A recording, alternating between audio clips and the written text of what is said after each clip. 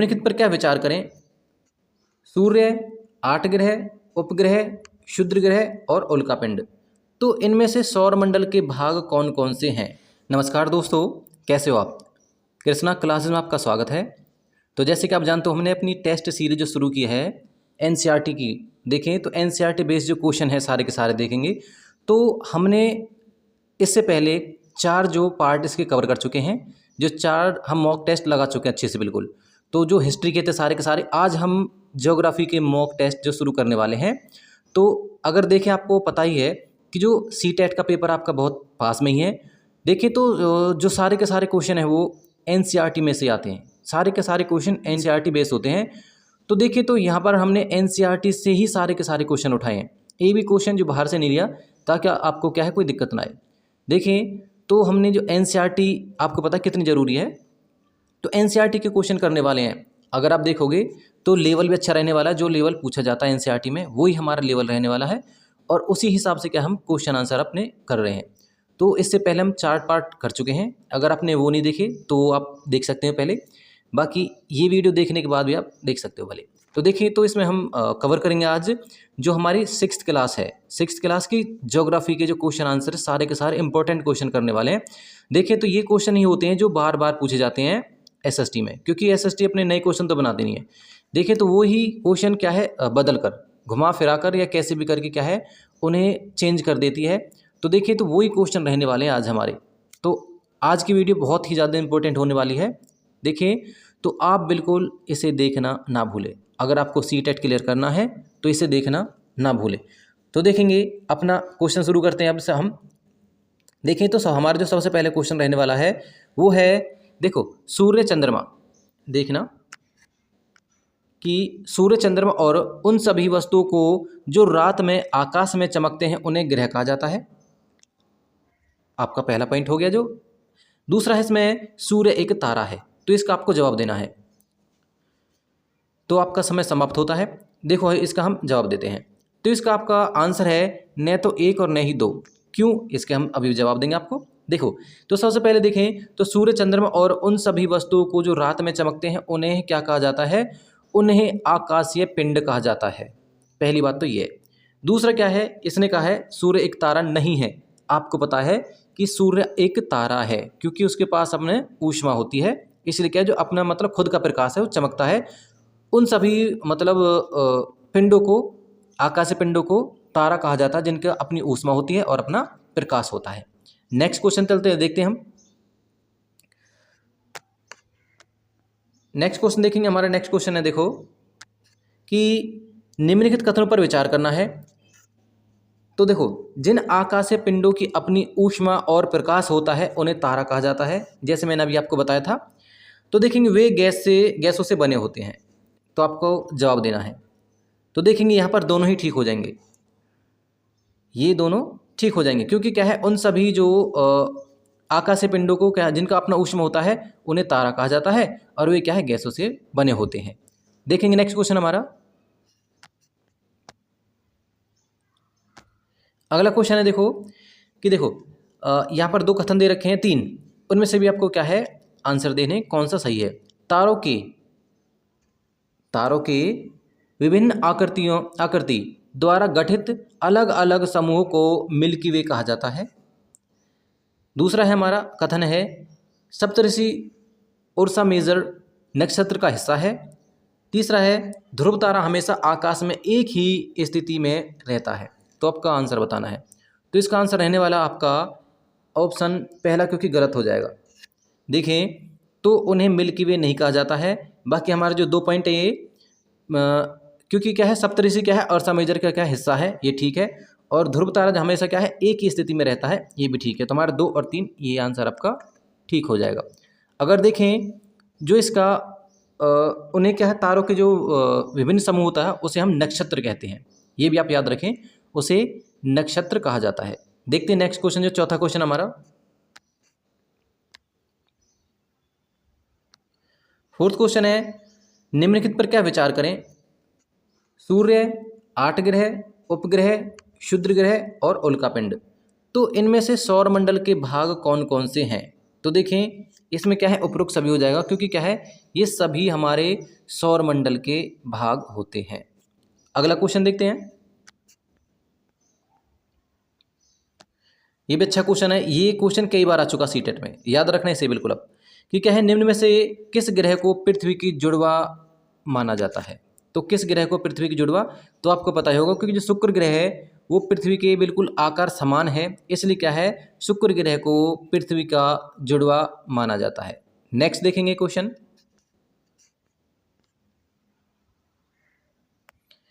Question देखो, सौरमंडल के सभी 8 ग्रह परिक्रमा मतलब पथ में सूर्य के चारों ओर घूमते हैं।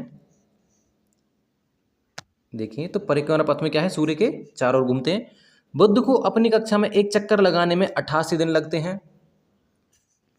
तीसरा पॉइंट इसमें, हाल में जो अगस्त 2014 की बात कर रहे हैं, प्लूटो को एक ग्रह के रूप में बदल दिया गया, मतलब दोबारा से ग्रह के रूप में बदल दिया गया। देखिए तो इसे अभी तक नहीं बदला है, यही पॉइंट गलत हो जाएगा, बाकी हमारे पहला और दूसरा ये दोनों ठीक हो जाएंगे। तो इस प्रकार हमारा ए और 2 ये एक को ऑप्शन एक ठीक हो जाएगा हमारा।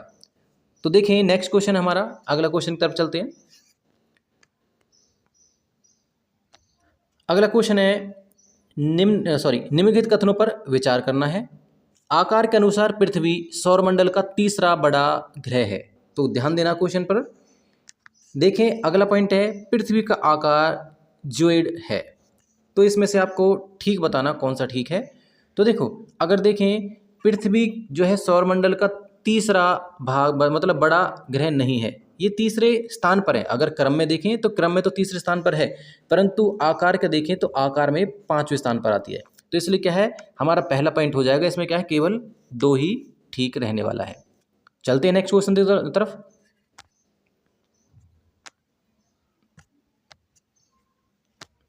देखते हैं निम्नलिखित कथनों पर क्या विचार करना है। एक उपग्रह एक खगोलीय पिंड है। एक उपग्रह एक खगोलीय पिंड है जो ग्रहों के चारों ओर घूमता है। चंद्रमा लगभग 27 दिन में पृथ्वी का एक चक्कर लगाता है। चंद्रमा की सतह पर पहाड़, मैदान और गड्ढे हैं। आपको जवाब देना है इसका। तो देखेंगे इसमें हो जाएगा आपका उपरोक्त सभी, क्योंकि क्या है ये सारी की सारी बातें ठीक हैं, इसलिए क्या है इसका ऑप्शन उपरोक्त सभी हो जाएगा। चलते हैं अगले क्वेश्चन की तरफ। तो देखते हैं अगला क्वेश्चन हमारा।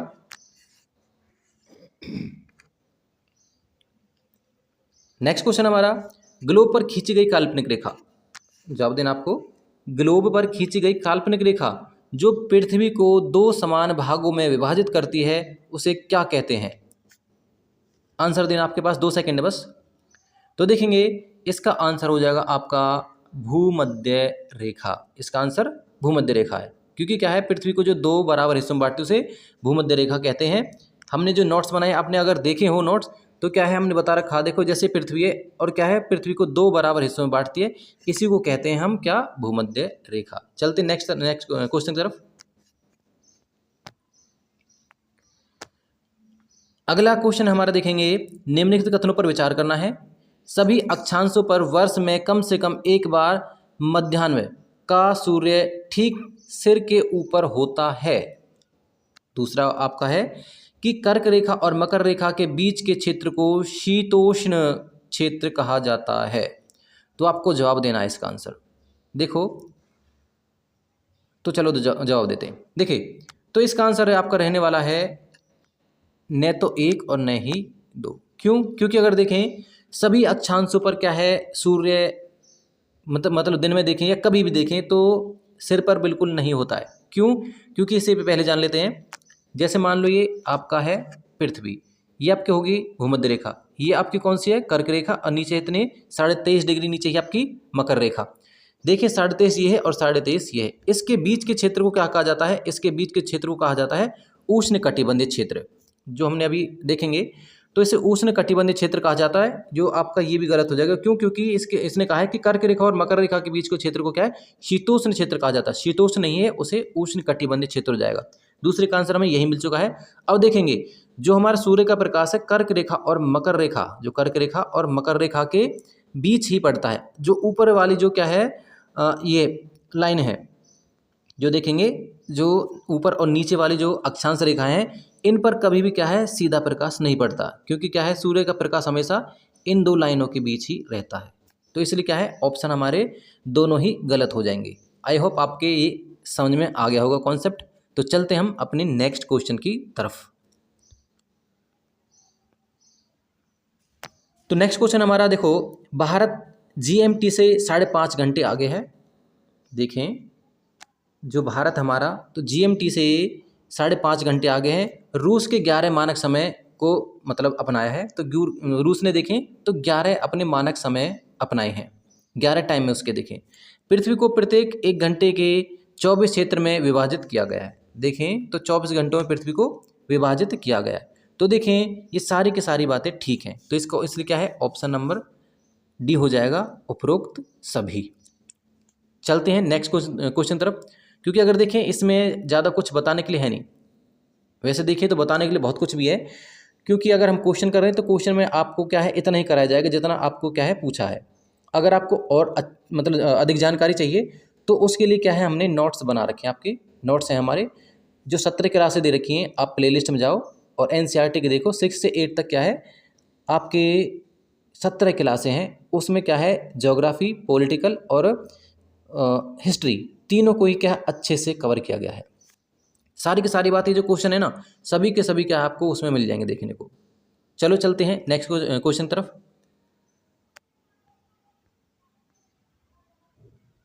देखेंगे हमारा जो अगला क्वेश्चन है कि ये क्या है निम्नलिखित पर क्या है विचार करना है।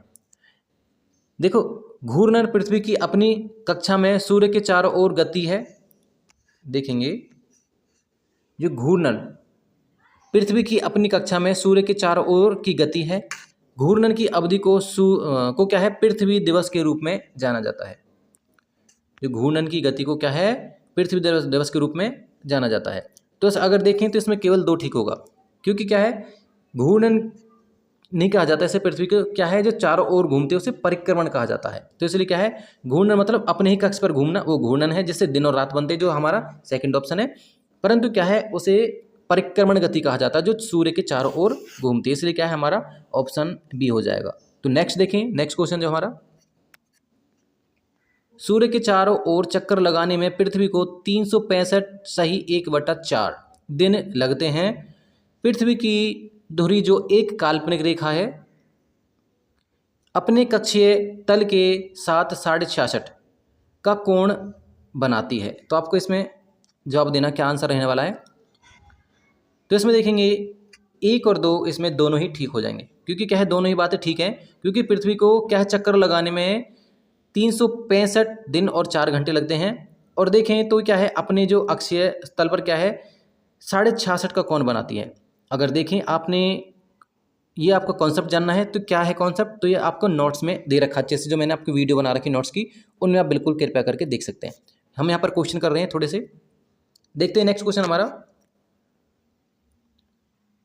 क्वेश्चन है पृथ्वी की स्थिति जिसे क्या है शीतकालीन संक्रांति कहा जाता है। तो कौन सी स्थिति जो किसे पृथ्वी को क्या है संक्रांति कहा जाता है, शीतकालीन संक्रांति, तो हो जाएगा आपकी 22 दिसंबर है वो, जो क्या है पृथ्वी की स्थिति जो शीतकालीन संक्रांति कहा जाता है वो 22 दिसंबर को हो। देखें तो क्वेश्चन नेक्स्ट हमारा जो है कि इसमें परिभाषा और पृथ्वी के क्या है प्रक्षेत्र दे रखे हैं। तो देखना हमें, तो इसका आंसर देना, देखो पृथ्वी का ठोस भाग जीमंडल, गैसीय परतें जो पृथ्वी को घेरती है वायुमंडल, पृथ्वी का क्षेत्र अपने सभी रूपों में पानी से आच्छादित है जलमंडल, और जमीन, पानी और हवा के बीच संकरा क्षेत्र स्थलमंडल।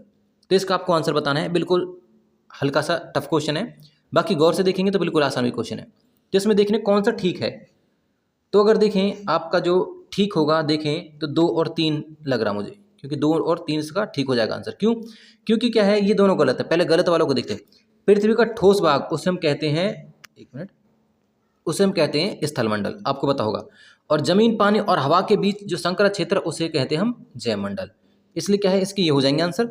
देखें गैसीय परतें जो पृथ्वी के चारों ओर जो हैं वो उसे हम वायुमंडल कहते हैं, बिल्कुल ठीक है। और देखें पृथ्वी का क्षेत्र अपने सभी रूपों में पानी से आच्छादित है तो उसे जलमंडल ही तो कहते हैं। देखें तो इसका आंसर ये हो जाएगा। देखते हैं अपना नेक्स्ट क्वेश्चन जो है हमारा।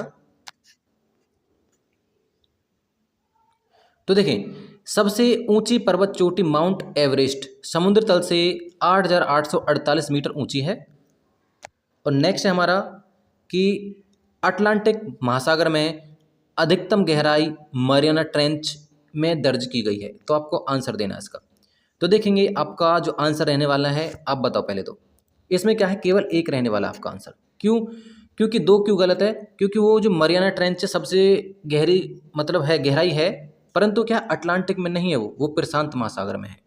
देखिए, तो आपकी प्रशांत महासागर में है, ये इसलिए आपका ये गलत हो जाएगा। प्रशांत महासागर होता तो ये ठीक होता, तो इसलिए क्या ये ठीक है हमारा, और ये गलत हो जाएगा। तो देखें, तो इसलिए क्या हमारा ऑप्शन नंबर 1 हो जाएगा। नेक्स्ट क्वेश्चन तरफ चलते हैं। नेक्स्ट क्वेश्चन जो हमारा है,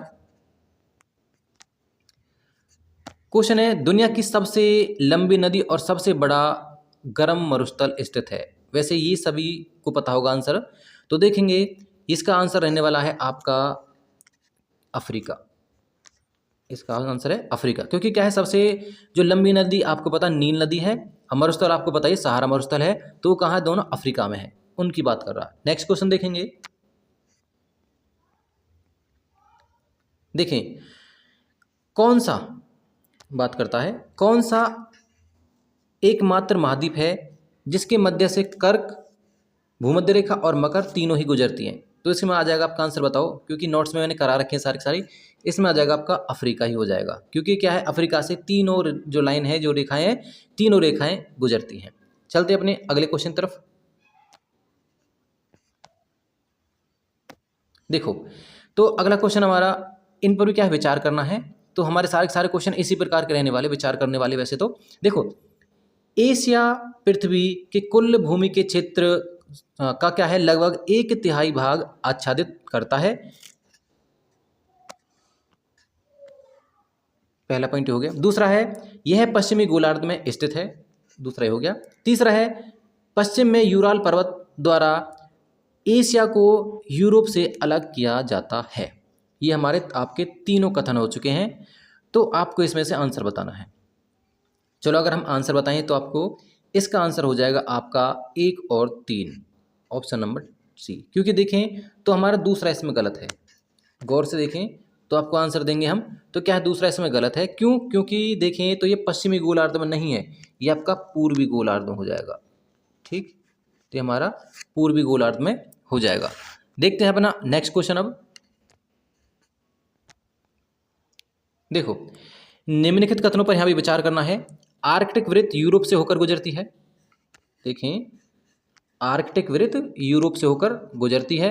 अगला है, भूमध्य रेखा लगभग मध्य अफ्रीका के माध्यम से गुजरती है। देखें, जो क्या है, वो अफ्रीका से गुजरती है, ऐसा मानो। तो इसमें से आपको क्या है, आंसर देने हैं।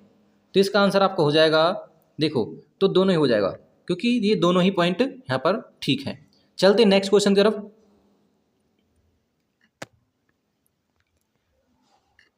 अगला देखेंगे, हमारा क्वेश्चन है, कौन सा महासागर एस आकार का है। तो आपको बताना है कौन सा जो हमारा महासागर है वो एस आकार का है।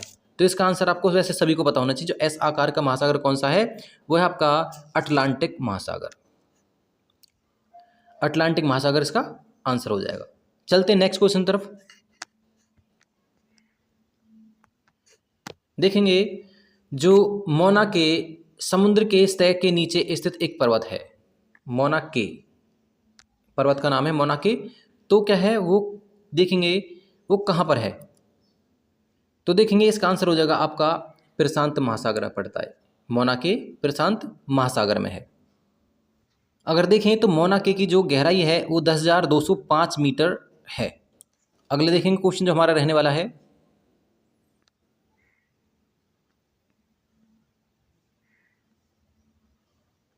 क्वेश्चन देखेंगे हमारा जो है, अफ्रीका में माउंट किलिमंजारो और जापान में माउंट फुजियामा उदाहरण है। तो किसके उदाहरण है, आपको आंसर देने इसके। तो देखें, तो इसका आंसर हो जाएगा हमारा ज्वालामुखी पर्वत के उदाहरण है। एक मिनट, ये क्या है, ज्वालामुखी पर्वत के उदाहरण है। चलते हैं अगला नेक्स्ट क्वेश्चन जो हमारा रहने वाला है। देखिए, अगला क्वेश्चन हमारा, दुनिया का सबसे ऊंचा पठार है। तो दुनिया का सबसे ऊंचा पठार कौन सा, आपको आंसर देना है इसका। तो देखिए, इसका आंसर रहने वाला आपका तिब्बत पठार। तिब्बत पठार दुनिया का सबसे ऊंचा पठार है जो देखते हैं। अगला देखेंगे नेक्स्ट क्वेश्चन जो हमारा रहने वाला है, देखो ये भी बहुत अच्छा क्वेश्चन, आपको जवाब देना। देखो, प्रायद्वीप भूमि का एक टुकड़ा है जो दो तरफ से पानी से घिरा हुआ है। अगला है आपका नेक्स्ट जो है कथन है, कश्मीर से कन्याकुमारी तक उत्तरी दक्षिणी तथा का विस्तार लगभग 3200 किलोमीटर है, और अरुणाचल से देखें तो कच्छ तक जो गुजरात में है उसकी अगर देखें तो वो क्या है 2900 किलोमीटर है। आपको आंसर देने इसके, तो देखें आपका आंसर हो जाएगा 2 और 3, ये आपका आंसर है। क्यों? क्योंकि अगर देखें तो देखो गौर से देखो, प्रायद्वीप किसे कहा जाता है, यहाँ पर 2 दे रखा है, यहाँ पर 2 है, आपका 2 नहीं यहाँ पर 3 होगा। जो 3 तरफ से पानी से घिरा होता है उसे कहते हैं प्रायद्वीप। बाकी यहाँ 2 लिखा है इसलिए क्या है ये पॉइंट गलत हो जाएगा, और बाकी दोनों ठीक है, ये भी ठीक है और ये भी ठीक है। चलते हैं नेक्स्ट क्वेश्चन की तरफ।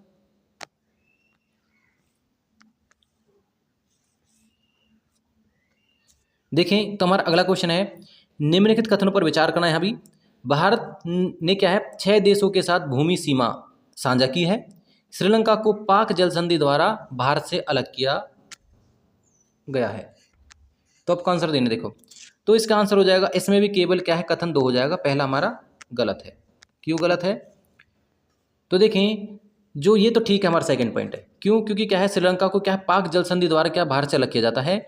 भारत ने क्या है 6 देशों के साथ भूमि साझा की है, ये गलत है क्योंकि 7 देश हो जाएगा इसमें, 7 देशों के साथ क्या है भूमि साझा की, इसलिए इसका आंसर क्या है हमारा केवल 2 हो जाएगा। नेक्स्ट क्वेश्चन तरफ चलते देखेंगे।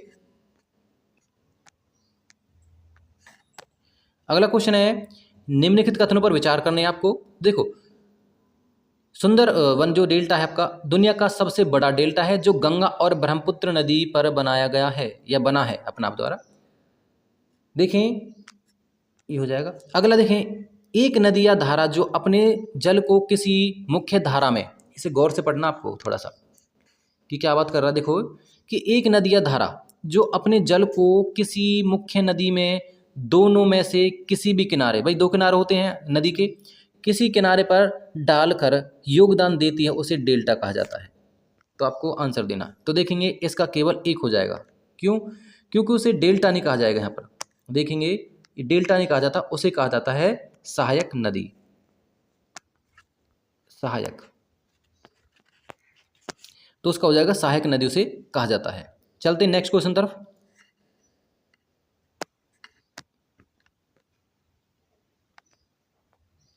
देखो तो हमारा अगला प्रश्न है, निम्नलिखित कथनों पर विचार करना है। यहाँ पर भी देखें, प्रायद्वीप पठार आकार में त्रिकोणीय है, जो प्रायद्वीप पठार है वो आकार में त्रिकोणीय है। नर्मदा और तापी नदियाँ अरावली पहाड़ियों से होकर बहती हैं।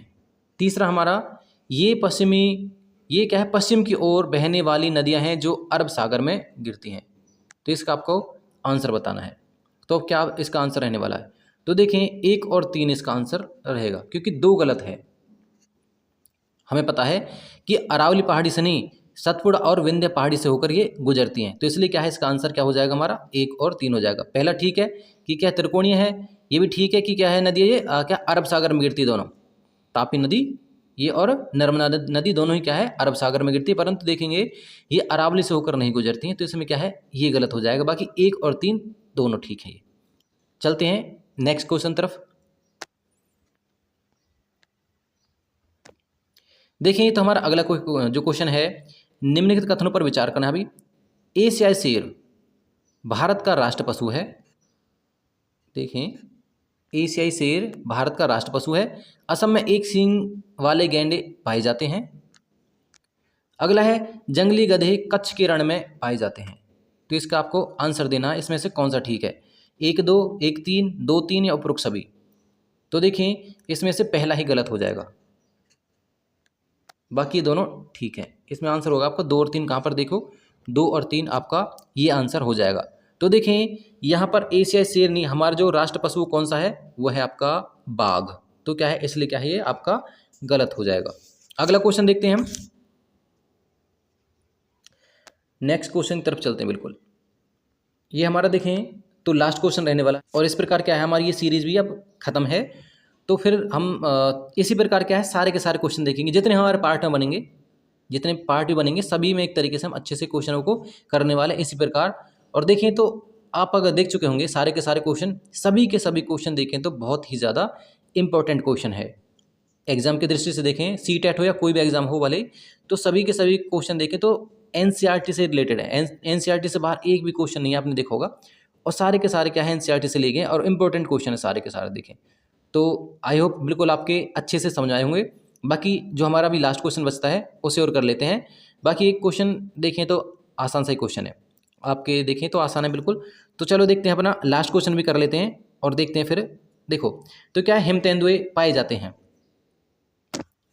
देखें तो हिम तेंदुए पाए जाते हैं तो कहाँ पाए जाते हैं, आपका आंसर देखो, लद्दाख है, गुजरात है, असम है या मणिपुर है। तो आपको इसका आंसर देना है। तो देखेंगे इसका आंसर आपका रहेगा लद्दाख। क्या है इसमें, क्योंकि जो हिम हिम का मतलब आपको पता ही है कि हिम होता है बर्फ़। तो जो हिम तेंदुए पाए जाते हैं वो कहाँ पाए जाते हैं, वो बर्फ़ में पाए जाते हैं। और बर्फ़ कहाँ होती है आपको पता है, लद्दाख में। तो क्या है इसके लिए इसका आंसर हो जाएगा लद्दाख। तो इसी के साथ क्या है, हमारी जो टेस्ट सीरीज, ये टेस्ट जो सीरीज नंबर 5 है, 5 है, ये भी क्या है हमारी अब ख़त्म हो चुकी है। अब क्या है, हम कल जो नेक्स्ट देखेंगे वो हमारा 7th क्लास की रहने वाली ज्योग्राफी, उसके हम सारे सारे क्वेश्चन करेंगे इंपॉर्टेंट। तो 6th क्लास में थोड़े कम क्वेश्चन थे, तो 7th में शायद हो सकता है और ज़्यादा हो। और 8th क्लास में क्या है और भी ज़्यादा क्वेश्चन आपके निकलेंगे, शायद वो 2 पार्ट में बने। तो क्या है, इसी प्रकार क्या है, हम आपके सामने ये सीरीज बिल्कुल जारी रखेंगे। तो चलिए अब मिलते हैं हम अपने नेक्स्ट जो वीडियो है उसे बिल्कुल कवर करेंगे अच्छे से। और चलते हैं, जब तक के लिए आपको धन्यवाद।